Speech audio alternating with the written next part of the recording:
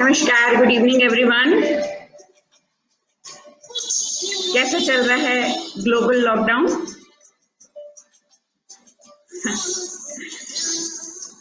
कहीं ये lockdown breakdown में तब्दील हो रहा है? बिल्कुल अलग अलग इमोशंस, अलग अलग भाव, अलग अलग एक्सपीरियंस आ रहे हैं। न जाने क्यों कुछ बेचैनी हो रही थी तो सोचा आपसे बात कर लूं। उम्मीद है आप सब मुझे ज्वाइन करेंगे जैसे जैसे आपको वक्त मिलेगा। यूं तो हम सब जिंदगी जो भी दे रही है वो लम्हा हम जी रहे हैं, लेकिन आज कुछ बातों ने मन बहुत बोझिल किया। कहीं कहीं लॉकडाउन में कुछ लोगों ने अपना ये वक्त बिताया इंडोर गेम्स के साथ, वीडियो चैटिंग्स के साथ, कुक एंड शो पोस्ट के साथ। किसी ने कोशिश की अपनों से बात करने की, वर्क फ्रॉम होम में किसी ने अपने टारगेट्स अचीव किए, किसी ने नई टेक्नोलॉजी सीखी, लेकिन हर जगह माहौल एक जैसा नहीं था। कहीं कहीं हाल बद से बदतर हुआ। डिप्रेशन, एंजाइटी, अकेलापन, उदासी, आने वाले भविष्य की चिंता। तो हम सब जानते हैं कि कोविड ने हमें बहुत सारे सबक दिए हैं। मैं अपनी बात करूं तो सबसे ज्यादा सुखद जो मैंने पाया वो था अनेकों पंछियों का चहचहाना। माल रोड पे रहते हुए सुबह जल्दी से लेकर रात देर तक इतने सालों से ट्रैफिक के शोर के अलावा कुछ भी एक्सपीरियंस करने का मौका नहीं मिल रहा था। इन दिनों कम से कम हजारों चिड़ियों को, हजारों पंछियों को हजारों तिनके ले जाते हुए देखा अपने घरोंदे बनाने के लिए। उनकी चहचहाट सुनी। कहीं ना कहीं मुझे अंदर ये लगा कि ये हक इनका था। हम सब लोग मीडिया में, सोशल मीडिया में, अपने लेखों में, अपनी कविताओं में, इवन मैंने भी एक कविता लिखी थी कि गौरैया कहीं खो गई है।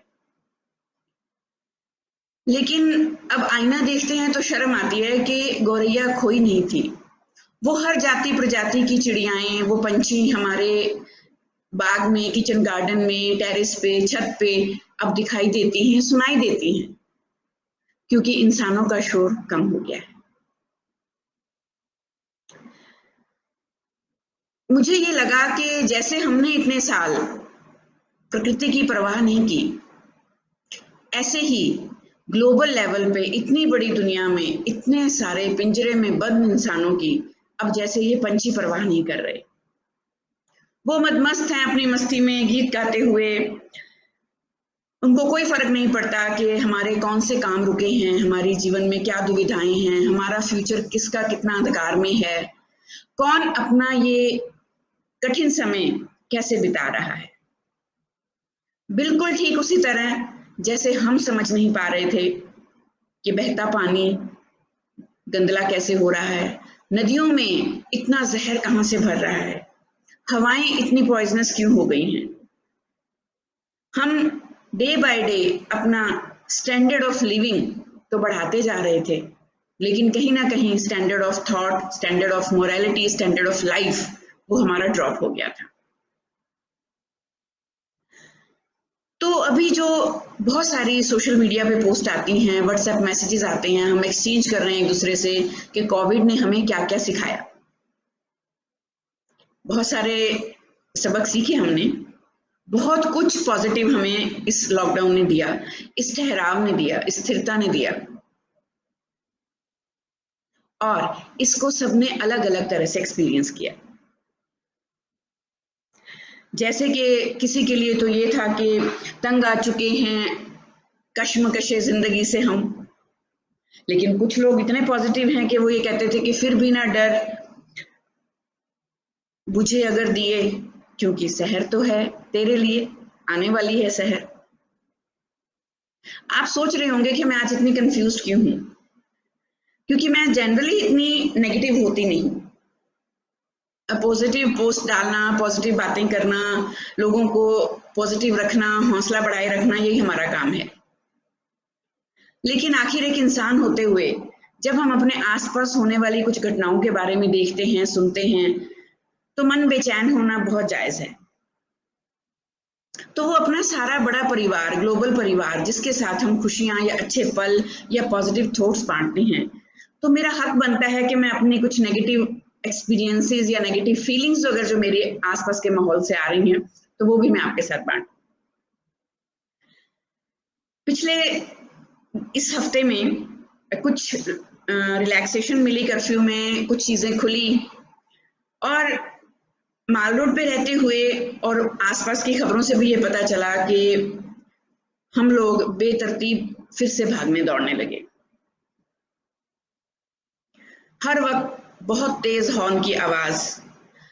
एक दिन में मैंने कम से कम 5 बाइकर्स को विटनेस किया अपने टेरेस पे खड़े होके, triple riding, without helmet, without mask, और फिर वही साइलेंसर की तीखी आवाज वाले हॉर्न। बस इतना ही था हमारा सब्र। तब मुझे लगा कि इस प्रजाति के लोग पिछले 1-1.5 महीने से अपने घरों में अपने आसपास के लोगों को ये किस तरह का तनाव दे रहे होंगे, किस तरह व्यवहार कर रहे होंगे। आ गई थी, और मुझे लगता है कि ये टेक्निकल वजह से नहीं आया, शायद मेरे लैपटॉप को भी पसंद नहीं है कि मैं इसके पास बैठ के आपके साथ लाइव कुछ नेगेटिव बात शेयर करूं। तो माफी मांगती हूँ लैपटॉप जी, नेटवर्क नहीं छोड़िए, मुझे बात करने दीजिए, लेकिन मैं पॉजिटिव बात ही करती हूँ। पॉजिटिव इसलिए कि बहुत कुछ अच्छा हुआ लॉकडाउन में, और हमें इसे आगे अच्छा ही बनाए रखना है जब ये लॉकडाउन ओपन होगा। तो आज बात करने का मोटिव, मकसद, एकदम से लाइव आने का मकसद सिर्फ यही था कि जितने भी बच्चे, जितने भी बड़े, जितने भी मेरे आदरणीय लोग मुझे सुन रहे हैं, मेरे प्यारे स्नेही बच्चे मुझे सुन रहे हैं, तो प्लीज आप अपनी जिम्मेदारी, अपनी अकाउंटेबिलिटी के साथ ही सड़क पर निकलिए। किसी ने हमारे लिए कोई बदलाव नहीं लाना है, हमने खुद अपना ये बदलाव दिखाना है। वो बदलाव जो सबक दे के गया है हमें कोविड के टाइम, इस लॉकडाउन के टाइम, इतनी रिस्ट्रिक्शंस में, इतनी बंदिशों में, इतनी मजबूरियों में हमने जो वक्त काटा है, वो हम बहुत लंबे समय तक ना काटें। ये जो लॉकडाउन पीरियड था, ये बिल्कुल एक इश्क की तरह था। हर एक ने इसको उस तरह से ही अलग अलग एक्सपीरियंस किया जैसे हर कोई इश्क में अलग अलग एक्सपीरियंस करता है। किसी को धुन, अपनी ही धुन होती है, उसको कोई होश ही नहीं रहता है, वो मजे करता है, जैसे मैंने किया। मैंने अपना कुकिंग का जो चार्म था, जो मेरा पूरा नहीं हो पाता था प्रोफेशनल लाइफ बिजी होने की वजह से, वो मैंने पूरा किया। मैंने खुद की हेल्थ पे ध्यान दिया। मैंने आप सब लोगों के साथ लाइव सेशन स्टार्ट किए जो मैं पहले कभी कर नहीं पा रही थी। मैंने बुक्स पढ़ी, मैंने वेबिनार्स अटेंड किए, नई नॉलेज गेन की, अपने पेट के साथ टाइम स्पेंड किया। So physical, mental, emotional, spiritual, उस हेल्थ पे ध्यान दिया। लेकिन कुछ लोगों ने ये खोया है लॉकडाउन में। बहुत सारे लोगों के काउंसलिंग सेशंस होते हैं, बहुत सारे लोग हमसे अपनी प्रॉब्लम शेयर करते हैं, मेंटल इश्यूज, फिजिकल इश्यूज। तो बहुत सारे लोगों ने ये सारे सुकून इस लॉकडाउन में खोए हैं, और बहुत सारे लोगों ने 3 टाइम की जगह 1 टाइम खाना खा के वक्त बिताया है, और शायद कभी कुछ खाया नहीं, लेकिन इसी उम्मीद में जी रहे हैं कि कब ये खुलेगा, नॉर्मल होगा, हमारी कमाई होगी, हम फिर से जाएंगे। वो छोटे छोटे बच्चे जो पहले रोते थे कि स्कूल नहीं जाना, अब वो रो रहे हैं कि स्कूल कब खुलेंगे। तो हम ऐसे हालात नहीं बनाएंगे प्लीज कि फिर से ऐसा रिस्ट्रिक्टेड माहौल पैदा हो कि हम कुछ गड़बड़ कर दें। जिस तरह हर एक इंसान का अपना अपना माइंडसेट है, अपनी अपनी पर्सपेक्टिव है, अपनी अपनी सोच है, अपना अपना बिहेवियर है, इसी तरह से हमारी अलग अलग इमोशंस हैं। एक घर में भी अलग अलग लोग हो सकते हैं, और इसी तरह के emotional traumas, emotional imbalancing, emotional variability in one place with one person, even हमारे भी बहुत सारे इमोशनल मूड स्विंग्स होते हैं। इनके बारे में हम बात करने वाले हैं कल दोपहर 1:15 बजे लाइव सेशन में। बहुत जरूरी है इमोशनल स्ट्रेंथ मेंटेन करना, एक इक्विलिब्रियम, एक बैलेंस मेंटेन करना। यही वजह है कि जब ये इम्बैलेंस होता है तो हम रिएक्शन की देते हैं, रिस्पॉन्ड नहीं करते। और ओवर रिएक्शन इस वक्त लॉकडाउन खुलते ही हमें नहीं देना है। सोमवार से कुछ रिलैक्सेशंस बढ़ेंगी हर शहर में, तो मेरी गुजारिश है कि हम एक बैलेंस मेंटेन करके रखें। जरूरी काम करने हैं करें, तरीके से करें, एहतियात बरतें।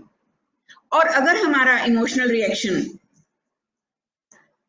हमें ये नहीं करने दे पा रहा है कि हमें एक ईगरनेस है, अर्ज है कि बस सब कुछ नॉर्मल होगा तो हम ये सब कुछ एक ही दिन में कर डालेंगे, तो आई एम सॉरी टू से हम फिर से अपने घरों में, अपने पिंजरों में कैद हो जाएंगे और पंछी फिर से चहचहाएंगे। मुझे तो बहुत खुशी होगी, लेकिन बहुत सारे लोग ऐसे हैं जिन्हें ये चहचहाहट, ये सुकून, ये रिलैक्सेशन, ये रेस्ट, लग्जरीज ये नहीं मिल रही हैं। वो तरस रहे हैं, तड़प रहे हैं कि कब वो काम पे लौटें। तो हम अपनी गलतियों की वजह से उन जरूरतमंदों की जरूरतों के ऊपर वार नहीं करेंगे, ये आप मेरे से वादा कीजिए।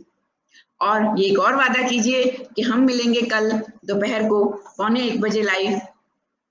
Emotional equilibrium, emotional strength, emotional resilience, ये कैसे हम अपना बिल्डअप करेंगे, इसके हम साइकोलॉजिकल स्ट्रेटेजीज डिस्कस करेंगे आपके साथ। और मौका बहुत अच्छा है, मदर्स डे। तो अभी विदा लेती हूँ, कल फिर मिलती हूँ। किसी भी गुस्ताखी के लिए माफी चाहती हूँ। Stay safe, stay happy, stay positive and stay balanced please. Love you all.